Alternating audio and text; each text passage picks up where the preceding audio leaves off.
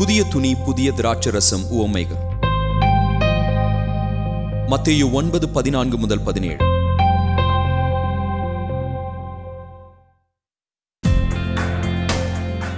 அப்பொழுது யோவானுடைய சீடர் அவரிடத்தில் வந்து, நாங்களும் பரிசேயரும் பலமுறை உபவாசிக்கிறோமே, உம்முடைய சீடர் உபவாசியாமல் இருக்கிறதென்ன என்று கேட்டார்கள்.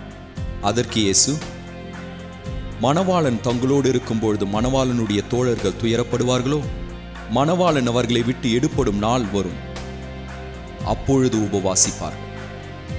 ஒருவனும் கோடித்துண்டை பழைய ஆடையோடு இணைக்க மாட்டான், இணைத்தால் அதனுடன் இணைக்கப்பட்ட துண்டு ஆடையை அதிகமாக கிழிக்கும், பீறலும் அதிகமாகும். புது திராட்சரசத்தை பழந்துருத்தியில் வார்த்து வைக்கிறதும் இல்லை, வார்த்து வைத்தால் துருத்திகள் கிழிந்து போகும், ரசமும் சிந்தி போகும், துருத்திகளும் கெட்டு போகும். புது ரசத்தை புது துருத்திகளில் வார்த்து வைப்பார்கள், அப்பொழுது இரண்டும் காக்கப்பட்டிருக்கும்.